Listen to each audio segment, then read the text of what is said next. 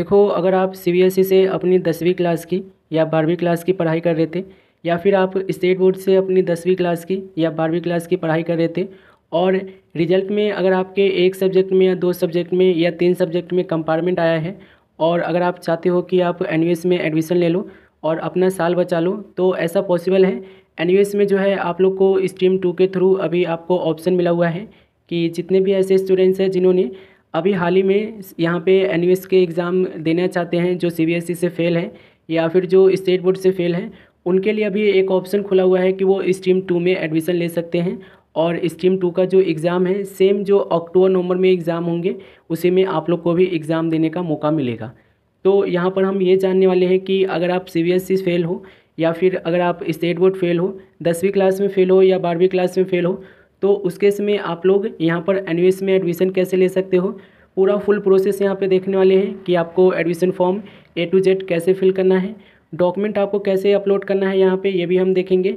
और यहाँ पर हम ये भी देखेंगे कि आपको पेमेंट कितना करना होगा, एडमिशन आप लोग का कितने दिनों में कंफर्म हो जाएगा। और लास्ट में आप लोग के जो इम्पोर्टेंट क्वेश्चंस होते हैं उन क्वेश्चन को लेंगे ताकि आप लोग को जो प्रॉब्लम आती है इसके रिगार्डिंग वो प्रॉब्लम भी आपका इसी में इंक्लूड हो जाए। तो करना क्या होगा कि आपको वीडियो के डिस्क्रिप्शन में स्ट्रीम 2 में एडमिशन लेने का लिंक दे रखा हूँ। सबसे पहले आपको अपना रजिस्ट्रेशन करना है स्ट्रीम 2 के थ्रू, जो मैंने आपको लिंक प्रोवाइड कर रखा हूँ उसके थ्रू। और रजिस्ट्रेशन करने के बाद देखोगे ना तो आपके सामने कुछ ऐसा इंटरफेस आएगा। यहाँ पर आपका नाम से होगा, आपका पापा का नाम से होगा, आपका मम्मी का नाम से होगा, यहाँ पे आपका जो डेट ऑफ बर्थ है वो से होगा और यहाँ पे मोबाइल नंबर ईमेल आईडी आपका से होगा। कोर्स में आपको सिलेक्ट करना होगा कि आप 10वीं क्लास में करना चाहते हो या 12वीं क्लास में एडमिशन करना चाहते हो, वो आपको यहाँ से इस प्रकार से सिलेक्ट करना होगा। ठीक है, अब इसे सिलेक्ट करने के बाद ना आप देखोगे तो आपके सामने ये जो कॉलम है एड्रेस वाला, ये कॉलम खुल जाएगा। और इस एड्रेस वाले कॉलम में ना आपको ये बताना होगा कि आपका करेंट एड्रेस क्या है, कॉरेस्पॉन्डेंस एड्रेस क्या है और परमानेंट एड्रेस क्या है, ये दोनों चीज़ें यहाँ पर आपको बताना होगा। तो एड्रेस वाले कॉलम पर जब आप क्लिक करोगे तो इस तरीके से जो है आपका ये एड्रेस वाला कॉलम खुल जाएगा। सबसे पहले आपको अपना यहाँ पे हाउस नंबर बताना है। देखो, अगर आपके आधार कार्ड में, ध्यान रखना, अगर आपके आधार कार्ड में हाउस नंबर नहीं दिया गया है तो उस केस में ना ये हाउस नंबर और आप लोग को जो डोर नंबर, प्लॉट नंबर दिया गया है इसमें ना आप अपने पापा का नाम डाल देना, क्योंकि यहाँ पर जो एड्रेस में होता है ना आपका पापा का नाम भी इंक्लूड होता है आधार में। तो यहाँ पर हाउस नंबर में आप चाहो तो अपने पापा का भी नाम डाल सकते हो अगर आपको हाउस नंबर नहीं दिया गया है तो। उस केस के बाद देखोगे तो आपको यहाँ पे लोकेलिटी डालनी होगी। ठीक है, लोकेलिटी आपको पता होगा कि आपका क्या है, तो आधार पे जो मेंशन है उसे यहाँ पे डालोगे। लैंडमार्क यहाँ पे जरूरी है, ठीक है, वार्ड नंबर या विलेज जो भी है वो जरूरी है, यहाँ पे आप डालोगे। स्टेट आप लोग का यहाँ पे ऑटोमेटिक पहले से ही सिलेक्ट होगा और डिस्ट्रिक्ट आपको सिलेक्ट करना होगा। डिस्ट्रिक्ट सेलेक्ट करने के बाद ना यहाँ पे देखोगे तो आपको पिन कोड का ऑप्शन मिलेगा, यानी कि इसमें आपको अपना पिन कोड बताना है स्टेट का।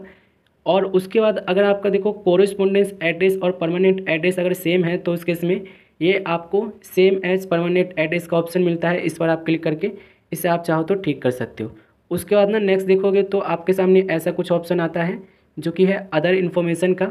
इस पर आप क्लिक करोगे तो यहाँ पर ना आपको कुछ डिटेल फिल करनी होगी, जैसे कि आपको सबसे पहले अपना सोशल कैटेगरी बताना होगा। सोशल कैटेगरी में देखो, अगर आपके पास SC का सर्टिफिकेट है और अगर आप SC से बिलोंग करते हो तो SC कोटा यहाँ से सिलेक्ट कर लेना। इसी तरीके से ST है और OBC है, सर्टिफिकेट होना बहुत ज़रूरी है, इस बात का ध्यान रखना। उसके बाद देखोगे तो आपके सामने ना अदर इन्फॉर्मेशन में ही आपको एक्स सर्विसमैन में आपको नो रखना है, ऑर्फन में नॉट एप्लीकेबल लिखना है, प्रीवियस क्वालिफिकेशन बताना है आपको। देखो, अगर आप 12वीं क्लास में एडमिशन ले रहे हो और 12वीं क्लास में कंपार्टमेंट आया तो यहाँ पर आपको प्रीवियस क्वालिफिकेशन में आपको 12 सेलेक्ट करना है। और अगर आप 10वीं क्लास में एडमिशन लेना चाहते हो, 10वीं क्लास में आपका कंपार्टमेंट आया है तो उस केस में ना यहाँ पर आपको प्रीवियस क्वालिफिकेशन में यहाँ पे 10th सेलेक्ट करना है।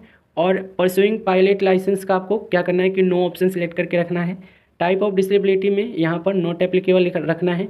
मीडियम आपको यहाँ पे सिलेक्ट करना है। देखो, एक चीज़ ध्यान रखना, मीडियम अगर आप इंग्लिश मीडियम रखते हो ना तो उसके इसमें आपको स्टडी सेंटर सेलेक्ट करने का ज़्यादा ऑप्शन मिलेगा। एक चीज़ यहाँ पे एक और यहाँ पे मैं मार्क कर देता हूँ। देखो, इंग्लिश मीडियम यहाँ पे अगर आप ले भी लेते हो तो ऐसा नहीं है कि आप हिंदी मीडियम में एग्ज़ाम नहीं दे पाओगे या हिंदी मीडियम में पढ़ाई नहीं कर पाओगे। आपके पास दोनों ही ऑप्शन रहता है, अगर आप इंग्लिश मीडियम लेते हो तो भी, हिंदी मीडियम लेते हो तो भी। गार्जियन इंस्टीट्यूशन नेम में आपको कुछ नहीं करना है। प्रीवियस क्वालिफिकेशन आपको बताना है यहाँ पे कि आप फेल हो कि पास हो। ठीक है, तो जैसे कि ये जो एग्ज़ाम हो रहे हैं ये पास नहीं फेल वालों के लिए हो रहा है। पार्ट एडमिशन में ना आप देखो यहाँ पे क्या करोगे, नो सिलेक्ट करना है। क्यों सिलेक्ट करना है नो, यहाँ पे ध्यान रखो। देखो जैसे कि सपोज करो कि अगर आपने यहाँ पे पहले से ही सीबीएसई से पास कर लिया है, ठीक है, पहले से ही सीबीएसई से पास हो, तो उसके इसमें ना यहाँ पर आपको पार्ट एडमिशन में और डुअल एनरोलमेंट में यस करना होता है। अगर आप सीबीएसई से फेल हो 10वीं क्लास या 12वीं क्लास और उसके बाद एनवीएस में एडमिशन ले रहे हो, तो पार्ट एडमिशन में ना आपको यस नहीं करना है। पार्ट एडमिशन में क्या करना है, पार्ट एडमिशन में आपको नो रखना है। तो पार्ट एडमिशन और डुअल एनरोलमेंट का जो सीन है ना, यहाँ पे समझते चलना है। इसके वजह से कई बार क्या होता है ना कि आपका एडमिशन कंफर्म भी नहीं होता है। तो अगर आप सीबीएसई से पूरी तरह से पास हो ना, हर जगह यही रूल है, अगर पूरी तरह से पास हो और दोबारा से एग्ज़ाम देना चाहते हो तो उस केस में आपको पार्ट एडमिशन और डुअल एनरोलमेंट में आपको यस करके चलना होगा। और अगर आप सीबीएसई फेल हो, 10वीं क्लास फेल हो या 12वीं क्लास फेल हो या स्टेट बोर्ड फेल हो, तो उस केस में पार्ट एडमिशन में आपको क्या करना है, नो सिलेक्ट करना है, ठीक है। उसका देखोगे ना तो यहाँ पे 10th की बोर्ड डिटेल ये मांगेंगे। सबसे पहले आपसे ये बोलेंगे कि ईयर ऑफ पासिंग बताओ और किस बोर्ड से किए थे वो बोर्ड बताओ, बोर्ड का रोल नंबर बताओ, और लास्ट में ये डिक्लेरेशन आपसे मांगेंगे। डिक्लेरेशन पे क्लिक करके यहाँ पर नेक्स्ट पर क्लिक करोगे और नेक्स्ट पे क्लिक करने के बाद देखोगे तो आपके सामने कुछ ऐसा इंटरफेस आएगा। देखो यहाँ पर ना आपको करना क्या होगा, आपको ऑप्शनल डिटेल यहाँ पे बतानी है अपनी, जैसे कि डिसएडवांटेजेस ग्रुप में अगर आप यहाँ पे नॉट एप्लीकेबल अगर किसी से बिलोंग करते हो, जैसे कि वर्किंग चिल्ड्रेन हो और रूरल वुमेन हो या स्लम डॉलर हो, और स्ट्रीट यहाँ पे देखोगे चिल्ड्रन है, यूएन वुमेन है और ऑर्मेंस प्रोजेक्ट्स है, इसमें से अगर आप कोई हो तो सिलेक्ट कर लेना, अदरवाइज आपको यहाँ पे नॉट एप्लीकेबल सेलेक्ट करना है। नेशनलिटी में आपको इंडिया ही रखना है और फादर क्वालिफिकेशन अपनी बतानी है कि आपके पापा कितने पढ़े लिखे हैं, और प्लेस ऑफ रेजिडेंस किस तरीके के क्षेत्र में आप रहते हो, गांव का क्षेत्र है तो रूरल, और अगर शहर है तो यहाँ पर आपको अदर सिटी सिलेक्ट कर लेना है। अगर आपका शहर है और आधा गांव है तो उस केस में सेमी रूरल है, और मेट्रोपॉलिटन सिटी है जहाँ पर मेट्रो अगर आपके स्टेट में चलता है तो यहाँ पर मेट्रो का ऑप्शन सेलेक्ट कर सकते हो। तो एम्प्लॉयमेंट में भी आपको ये बताना है कि आप काम करते हो कि नहीं करते हो, सेल्फ एम्प्लॉय हो कि प्रोफेशनल हो या फिर बेरोजगार हो, वो सिलेक्ट करोगे। एनुअल फैमिली इनकम आपको बताना होगा, ठीक है, तो इसमें से आप मोर देन 1.5 लाख यहाँ पे सिलेक्ट कर लेना, ठीक है, 1.5 लाख यहाँ पे सिलेक्ट कर लेना। उसके बाद ना यहाँ पर आप देखोगे तो मदर टंग में आपको अपनी मम्मी की भाषा बतानी है, जैसे कि हिंदी ही होती है, क्योंकि हम इंडिया में रहते हैं तो हिंदी ही ज़्यादातर बोलते हैं। रिलीजन आपको यहाँ पे बताना है कि आप हिंदू हो, मुस्लिम हो, सिख हो, ईसाई हो, इसमें आपको ये बताना होगा। मदर क्वालिफिकेशन आपको बताना है कि आपकी मम्मी कितनी पढ़ी लिखी है। योर जोग्राफिकल एरिया में आपको एनी अदर ही रहना है। एक्स्ट्रा, यहाँ पे एक्स्ट्रा का जो ऑप्शन दिया गया इसमें एनी अदर कल्चरल एक्टिविटी में हमने सिलेक्ट कर रखा है, लेकिन आपको इसमें यहाँ पे एनी अदर कल्चरल ड्यूटी में ही रखना है। इकोनॉमिक बैकवर्ड क्लास से अगर आप बिलोंग करते हो तो यहाँ पे सिलेक्ट कर लेना, अदरवाइज नॉट एप्लीकेबल सिलेक्ट करना। नेक्स्ट पे क्लिक करोगे ये करने के बाद, उसके बाद ना देखोगे तो नेक्स्ट पे क्लिक करने के बाद आपके सामने कुछ ऐसा इंटरफेस आएगा। अब देखो ये जो आप लोग का एडमिशन हो रहा है ना, इसमें आपकी मर्जी है, चाहो तो आप 2 सब्जेक्ट का टीओसी भी ले सकते हो। टीओसी का मतलब है कि जिस सब्जेक्ट में आप पास हो, जिस सब्जेक्ट का आप दोबारा से एग्ज़ाम नहीं देना चाहते हो, आप देख लेना कि किस में आप पास हो और कौन से सब्जेक्ट का टीओसी लेना चाहते हो। जैसे कि मोस्टली क्या करते हैं कि बच्चे जो हार्ड सब्जेक्ट होता है ना उसका टीओसी ले लेते हैं, या फिर दूसरा ये देखते हैं कि सबसे ज़्यादा नंबर जो मिला हुआ है उसमें टीओसी ले लेते हैं। तो यहाँ पर टीओसी के लिए आपको सबसे पहले अप्लाई फॉर टीओसी में यस सिलेक्ट करना होगा। उसके बाद अपना यहाँ पे बोर्ड सेलेक्ट करना होगा। याद रखना ये आपके 12वीं क्लास के बेस पर होना चाहिए, यानी कि 12वीं क्लास आपने कौन से बोर्ड किया था ये आपको सिलेक्ट करना होगा, कौन से ईयर में किया था ये आपको बताना होगा, और रोल नंबर आपको बताना होगा, ठीक है। उसके बाद ना यहाँ पर आपको सब्जेक्ट डिटेल बतानी होगी इस तरीके से, ये देखोगे तो यहाँ पर आपको सिलेक्ट सब्जेक्ट 1 में आपको इस तरीके से बतानी है कि टीओसी लेना है कि नहीं लेना है। सबसे पहले ये बताना है थ्योरी में कितने हैं, प्रैक्टिकल में कितने हैं। देखो प्रैक्टिकल किसी सब्जेक्ट का नहीं है तो उस केस में आपको कुछ नहीं करना है, उसको ऐसे ही रहने देना है। बस आपको ये ध्यान रखना है कि आप जिस सब्जेक्ट में टीओसी चाहते हो, मैक्सिमम 2 सब्जेक्ट के लिए टीओसी अप्लाई कर सकते हो, और जिस सब्जेक्ट में आप पास हो ना उसी सब्जेक्ट का टीओसी कर सकते हो। जैसे कि यहाँ पर आप देखोगे हमने इनका केमिस्ट्री इनके भी यहाँ पे और फिजिक्स का यहाँ पे टीओसी में यस कर रखा है। बाकी जितने भी इनके सब्जेक्ट हैं उन सबका ये एग्ज़ाम देंगे, जैसे कि इंग्लिश हो गया, मैथमेटिक्स हो गया, और एक कंप्यूटर साइंस का बोल रहे थे कि मैं दोबारा से एग्ज़ाम देना चाहता हूँ, तो ये तीनों मैंने इनका कर दिया था। नेक्स्ट पे क्लिक करेंगे, सब्जेक्ट सिलेक्शन आप देख के करना। उसके बाद यहाँ पर आप देखोगे ना तो आपको स्टडी सेंटर यहाँ पे सिलेक्ट करना होगा, जिसके लिए आपको सबसे पहले अपना डिस्ट्रिक्ट सेलेक्ट करना है, ठीक है। देखो कई बार क्या होता है ना कि अगर आपका डिस्ट्रिक्ट जो है यहाँ पे आपके डिस्ट्रिक्ट में सीटें अवेलेबल नहीं होती है तो उसके समय ना आपको घबराना नहीं होता है, अपने नियर बाई के यहाँ पे जो आपकी डिस्ट्रिक्ट होती है ना उसमें आपको अप्लाई करना होता है। तो होपफुली आप लोग का यहाँ पे डिस्ट्रिक्ट जो है वो सिलेक्ट कर लोगे, वहाँ पर ये सीटें बता देंगे, एक सीटें अवेलेबल होंगी एक स्कूल की, तो एक दिखाएंगे। बहुत सारे स्कूल्स होंगे जो एनवी से मतलब करवा रहे होंगे, तो आपको बहुत सारे ऑप्शन देंगे। यहाँ पे आप सिलेक्ट कर लोगे, जैसे कि इनके केस में ना एक ही यहाँ पे स्टडी सेंटर है जो इनको मिल रहा है। नेक्स्ट पर हम क्लिक करेंगे और नेक्स्ट पे क्लिक करने के बाद ना अब आपका मेन काम है कि आप डॉक्यूमेंट यहाँ पे अपलोड करोगे। देखो ये सारी चीज़ें ना हम पहले कर चुके हैं ताकि आप लोगों को ना और अच्छे से समझा सके। तो डॉक्यूमेंट अपलोड करते समय आपको क्या ध्यान रखना है, तो सबसे पहले आप ये समझ लो कि डॉक्यूमेंट में आपको क्या क्या लगने वाला है। देखो सबसे पहले तो आप लोग का फ़ोटो लगेगा, दूसरा आप लोग का सिग्नेचर लगेगा, तीसरा आप लोग का आधार कार्ड लगेगा और चौथा आप लोग का मार्कशीट लगेगा 10वीं क्लास का भी और 12वीं क्लास का भी, अगर आप 12वीं क्लास में एडमिशन ले रहे हो तो। अगर आप 10वीं क्लास में एडमिशन ले रहे हो तो उस केस में सिर्फ 10वीं क्लास की मार्कशीट यहाँ पे चाहिए होगी। अभी मैं आपको और चीज़ें बताऊँगा कि मार्कशीट ने यहाँ पे एनईएस को भेजना भी होता है, तो वो कहाँ पे भेजते हैं और कितने दिनों के अंदर अंदर भेजना होता है। सबसे पहले आप ये समझ लो कि गाइडलाइंस क्या है यहाँ पे डॉक्यूमेंट अपलोड करने के लिए।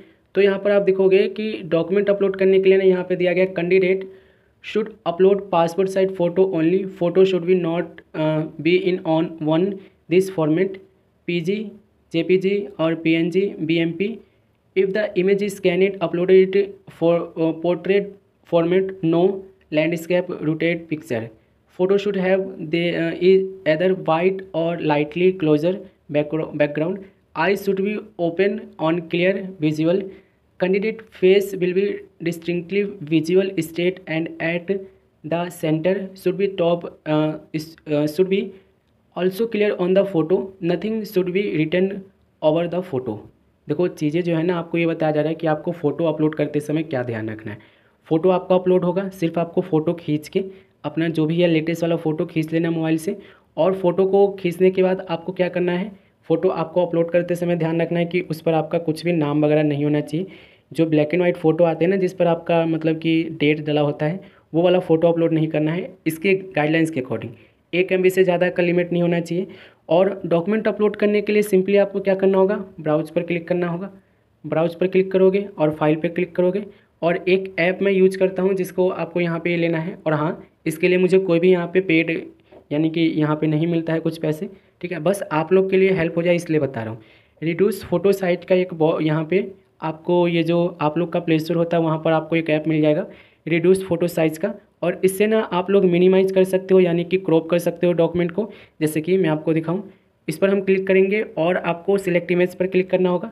जहाँ भी आपने फ़ोटो खींच रखा है, ठीक है, जैसे कि ये फ़ोटो है, इसे ना आप यहाँ पे अच्छे से क्रॉप कर सकते हो, ठीक है, जैसे कि ये देखोगे इस तरीके से क्रॉप करके और आप फिर इसको अपलोड कर सकते हो। तो होपफुली ये देखो यहाँ पर इस तरीके से हम क्रॉप कर लिए। ओके पर क्लिक करेंगे और डन पे क्लिक करेंगे, ये फ़ोटो हमारा जो है यहाँ पे अपलोड हो जाएगा। इसी तरीके से ना आपको सारे डॉक्यूमेंट अपलोड करने होंगे, लेकिन कंडीशन समझ लो। देखो सिग्नेचर अपलोड करते समय क्या ध्यान रखना है ये ध्यान रख लो। तो सिग्नेचर अपलोड करते समय आपको करना क्या होगा, देखो गाइडलाइंस में क्या बोला गया है, signature must B cropped strength and clear visible, ठीक है, ये बोला गया है। Signature must B by the learner himself herself, signature आपका खुद का होना चाहिए, साफ़ सुथरा होना चाहिए और क्रॉप हुआ होना चाहिए। और signature must be on the plain paper and preferably with the black blue ink, ठीक है, यानी आपको जो बुक यहाँ पे बुक कर रहा हूँ मैं, यहाँ पर आपको जो अपना ये जो आप लोग को सिग्नेचर अपलोड करना है वो आप लोग का या तो ब्लू पेन से होना चाहिए या ब्लैक पेन से होना चाहिए, और क्रॉप होना चाहिए, कोई उसमें आपका वो नहीं होना चाहिए, खुद का आपका होना चाहिए, और 1 MB का इसका लिमिट दिया गया है। तो ये चीज़ें ध्यान रखना। तो जो ऐप मैंने आपको बताया उस तरीके से यहाँ पे अपलोड कर दोगे। और सिग्नेचर के बाद ना आइडेंटिटी डॉक्यूमेंट यहाँ पे अपलोड करना होगा जो कि आधार कार्ड है। देखो फ़ोटो आपको खींचना है, फ़ोटो खींचने के बाद यहाँ पर देखो गाइडलाइंस में भी बोला गया है कि कैसे आपको अपलोड करना है, और इन सब चीज़ों को ना ध्यान में रखकर आप आराम से यहाँ पे डॉक्यूमेंट को अपलोड कर सकते हो। तो आधार कार्ड की फ़ोटो को खींचेगो और फ़ोटो को खींचने के बाद क्या करोगे, यहाँ पे अपलोड कर दोगे। बर्थ सर्टिफिकेट में ध्यान रखना है कि आप क्या दे रहे हो। अगर आप बर्थ सर्टिफिकेट दे रहे हो तो बर्थ सर्टिफिकेट अपलोड कर देना। बाई चांस अगर आप देखो आधार कार्ड दे रहे हो बर्थ सर्टिफिकेट में तो आधार कार्ड दे देना, नहीं तो 10th की मार्कशीट भी यहाँ पे आप लगा सकते हो बर्थ सर्टिफिकेट के यूज के लिए। यहाँ पर आप देखोगे अपलोड फेल्ड मार्कशीट, देखो फेल मार्कशीट जो है ना यहाँ पे ज़रूर अपलोड करना। जैसे कि 10वीं क्लास का फेल मार्कशीट है तो 10वीं क्लास का फेल मार्कशीट देना होगा, और 12वीं क्लास का फेल मार्कशीट है तो 12वीं क्लास का फेल मार्कशीट यहाँ पे अपलोड कर देना, ठीक है। अब यहाँ पर ना एक चीज़ और समझते चलो, देखो जो फेल वाली आपकी मार्कशीट होती है ओरिजिनल वाली, वो आपको एनईएस को भेजनी होती है विदिन 10 डेज, ठीक है, जब आपका एडमिशन कन्फर्म हो जाता है तो अभी ये जो स्टूडेंट्स एडमिशन लिए हैं ना मुझसे, इनको एडमिशन कंफर्म होने के 7 से 10 दिन के अंदर अंदर एनईएस को इनको अपनी ओरिजिनल वाली जो फेल वाली मार्कशीट है वो एनईएस को सेंड करनी होगी। और अगर ये ऐसा नहीं करेंगे तो उसके इसमें क्या होगा कि इनको ने जो टीओसी के लिए अप्लाई किया है वो अप्लीकेबल नहीं होगा, उनके टीओसी के मार्क्स एनईएस के मार्कशीट में ऐड होके नहीं आएंगे। तो अगर आप यहाँ पे एडमिशन ले रहे हो ना तो ओरिजिनल मार्कशीट आपकी होनी चाहिए, चाहे आप फेल हो चाहे आप पास हो, ठीक है। फेल वाले स्टूडेंट्स की ही बात हो रही है, तो फेल वाली जो ओरिजिनल मार्कशीट है वो आपके पास होनी चाहिए। दूसरा, 10 दिन के अंदर अंदर आपको एनईएस में यानी कि जो रीजनल सेंटर है आपका वहाँ पर आपको भेजना होगा। वो आप खुद से लेके जाओ या फिर बाई पोस्ट भेजो, आपके पास ऑप्शन है, ठीक है। यहाँ पर आप देखोगे तो प्रीवियस क्वालिफिकेशन में जो आपने सिलेक्ट किया है प्रीवियस क्वालिफिकेशन, वो उसका डॉक्यूमेंट यहाँ पे अपलोड करोगे। जैसे कि हमने 12th किया था, हमने अपलोड कर दिया। और एड्रेस प्रूफ में ना आपको यहाँ पे देखो ध्यान रखना, एड्रेस प्रूफ में हम ज़्यादातर क्या करते हैं कि यहाँ पर जो भी एड्रेस हमारे आधार के बैक साइड पे प्रिंट हो रहा होता है उसे ही हम यहाँ पे अपलोड कर देते हैं। तो यहाँ पर हमने भी वही किया है। बाई चांस देखो अगर आप किसी अदर स्टेट में रहते हो और किसी अदर स्टेट का प्रिंट हो रहा है आपके आधार कार्ड पे एड्रेस, तो उसके इसमें रेंट एग्रीमेंट का यूज कर सकते हो, वोटर आईडी कार्ड का यूज कर सकते हो, और आप चाहो तो यहाँ पे इलेक्ट्रिसिटी बिल का यूज कर सकते हो, वाटर बिल का यूज कर सकते हो, बैंक पासबुक का यूज कर सकते हो, ठीक है। तो इन सब चीज़ों का भी आप यूज कर सकते हो। उसके बाद देखोगे तो यहाँ पे कैटेगरी सर्टिफिकेट, जैसे कि मैंने आपको बताया, अगर आप कैटेगरी सेलेक्ट करते हो तो उसका सर्टिफिकेट मैंडेटरी है। और लास्ट में आपको बस एक और डॉक्यूमेंट अपलोड करना है 10वीं क्लास का, जो कि कंपलसरी है, इसे आपको अपलोड करना ही होगा, चाहे आप 10वीं क्लास में एडमिशन लो चाहे आप 12वीं क्लास में एडमिशन लो। और ये सारे डॉक्यूमेंट अपलोड कर लेना, ठीक है। कोई दिक्कत आता है तो आप मुझे बता देना, नेक्स्ट पर आप क्लिक करोगे और ये जो है ना आपके सामने पूरा फॉर्म जो भी आपने भरा है वो फॉर्म आपके सामने ये खुल के आ जाएगा, ठीक है। तो इसे मैं आपको एक बार दिखा देता हूँ। ये देखो इस तरीके से आप लोग का फॉर्म पूरा खुल के आ जाएगा। और इसमें आप चेक कर लेना, जो भी अभी आपको एडिट करना है वो पेमेंट से पहले ही कर देना, ठीक है। एक चीज़ यहाँ पे ध्यान रखना, जो भी आपको यहाँ पे पेमेंट ये बोल रहे हैं वो आपके कैटेगरी के ऊपर डिपेंड करता है। अगर आप फीमेल हो तो भी आपको फ़ीस कम लगेगा, अगर आप एससी से हो तो भी फ़ीस कम लगेगा, अगर आप ओबीसी से हो तो भी आपका फ़ीस कम लगेगा, या एसटी से हो तो भी आपका फ़ीस कम लगेगा। तो ये जो फ़ीस है ना आप लोग के यहाँ पे कैटेगरी के ऊपर डिपेंड करता है। यहाँ पर मैं आपको बताऊँ कि यहाँ पर आप ये देखोगे तो यहाँ पे 2720 रुपये यहाँ पे टोटल फ़ीस बनना है, जो कि ये एसटी के स्टूडेंट्स हैं, ठीक है। और पेमेंट करने से पहले ना आपको ये इंश्योर कर लेना है कि आपकी जो यहाँ पर फेल वाली मार्कशीट है वो ओरिजिनल वाली आपके पास एडमिशन कंफर्म होने के 7 दिन के अंदर अंदर आपको एनईएस को भेजनी है। तो इस चीज़ को ध्यान रखना। पेमेंट करने से पहले ना एक बार अपने स्कूल वाले से पूछ लेना कि मार्कशीट कब तक देंगे, क्योंकि देखो अगर आप विदिन 10 डेज़ में नहीं भेजते हो अपनी फेल वाली मार्कशीट ओरिजिनल वाली, तो उस केस में आपकी टीओसी के ऊपर फिर जो मार्क्स आप लोग के मिले होते हैं, जो टीओसी से आपके ट्रांसफ़र होते हैं, वो फिर दिक्कत हो जाता है ट्रांसफ़र होने में। तो इस चीज़ को ध्यान रखना। अब आपके देखो थोड़े से यहाँ पे क्वेश्चन ले लेते हैं जो कि इसी के रिगार्डिंग है। तो काफ़ी सारे स्टूडेंट्स ऐसे हैं जो कमेंट करते हैं कि इसका एग्ज़ाम कब होगा। देखो स्ट्रीम 2 में जो एडमिशन ले रहे हैं उनका एग्ज़ाम अक्टूबर-नवंबर 2023 सेशन में होगा, ठीक है। और काफ़ी सारे स्टूडेंट्स पूछते हैं इसका टीएमए कब होगा, इसका असाइनमेंट यानी कि कब होगा, प्रैक्टिकल एग्ज़ाम कब होगा। अगर आप एप्लीकेबल होगे, ठीक है, यानी कि अगर आप एप्लीकेबल होगे कि आपको असाइनमेंट भी जमा करना है, प्रैक्टिकल एग्ज़ाम भी जमा करना है, देना है, यानी कि तो उस केस में आपको प्रैक्टिकल एग्ज़ाम भी देना होगा, असाइनमेंट भी देना होगा। जो एनीवेज का रूल है अक्टूबर-नवंबर 2023 सेशन के स्टूडेंट्स के लिए, उसी को आपको भी फॉलो करना होगा, ठीक है। तीसरा क्वेश्चन काफ़ी ज़्यादा स्टूडेंट जो पूछते हैं वो पूछते हैं कि मार्कशीट हमें ओरिजिनल वाली भेजनी है क्या, और नहीं भेजेंगे तो क्या होगा। तो देखो मार्कशीट आपको ओरिजिनल वाली ही भेजनी है, फेल वाली नहीं भेजोगे तो उस केस में जो आपने टीओसी के लिए अप्लाई किया है वो मार्क्स आपको नहीं चढ़ेंगे। आपकी जब रिजल्ट आएगी एनईएस की तो उसमें आपको उस सब्जेक्ट के मार्क्स नहीं दिखेंगे, ठीक है। और चौथा क्वेश्चन ये कि मतलब इसका एग्ज़ाम कब होगा ये तो बता दिया, असाइनमेंट कब होगा ये बता दिया, प्रैक्टिकल एग्ज़ाम कब होगा। देखो प्रैक्टिकल एग्ज़ाम सितंबर में होगा। और चौथा क्वेश्चन ये कि इसका स्टडी सेंटर से क्या है मतलब लेना देना, क्या वहाँ पे क्लासेस हमारा लगेगा कि नहीं लगेगा। तो क्लासेस आप लोग की डेफिनेटली वहाँ पे लगेगी संडे टू संडे, ठीक है। आपको टीचर भी पढ़ाएंगे, उनसे आप बात भी कर सकते हो, समझा भी सकते हो कि सर कैसे कैसे करना है, कुछ पूछ भी सकते हो। और नहीं बताते तो मैं तो हूँ ही, अगर वो मना करते हैं कुछ बताने से तो मुझसे आप पूछ सकते हो, मैं तो आपको बता दूंगा, ठीक है। मुझे कोई दिक्कत नहीं है पूछने में और बताने में, ठीक है। तो मेरे हिसाब से जो आप लोग के मन में क्वेश्चन चलते हैं हमने यहाँ पे लिए हैं कुछ क्वेश्चन, और आप अगर आपके मन में आ रहे हो तो आप मुझे बता देना। मैंने आपको कोशिश किया हूँ कि आपको अच्छे से समझा सकूँ। बाकी देखो ये वीडियो को आप लोग ध्यान रखो। एक चीज़ यहाँ पे और आपको नोट डाउन करवा दूँ, आज स्ट्रीम 2 में एडमिशन लेने की लास्ट डेट है।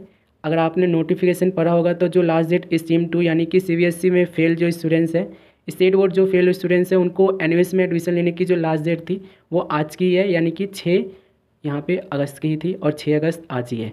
तो आज के डेट में किसी भी तरीके से एडमिशन ले लो, क्योंकि आज के बाद आप लोग का एडमिशन यहाँ पे कंफर्म है कि आगे नहीं बढ़ेगी डेट। और आप आज के डेट में आप लोग का यहाँ पे एग्ज़ाम का जो डेट आपको मिला हुआ है कि अक्टूबर में एग्ज़ाम होगा, उसमें आप फिर एडमिशन नहीं ले पाओगे। तो किसी भी तरीके से अपना एडमिशन आज के डेट में ले लो। एडमिशन को खुद से फिल करना चाहते हो खुद से करो, मुझसे करवाना चाहते हो तो मुझसे करवाओ, बस एडमिशन आप किसी तरीके से ले लो। बाकी हर चीज़ के गाइडेंस के लिए मैं आपके साथ हूँ। आप मुझे पूछ सकते हो, कमेंट में पूछ सकते हो, इंस्टाग्राम पे पूछ सकते हो और ईमेल आईडी पे पूछ सकते हो। सब चीज़ मैंने आपको प्रोवाइड कर रखी है। बाकी मिलेंगे अगले वीडियो में।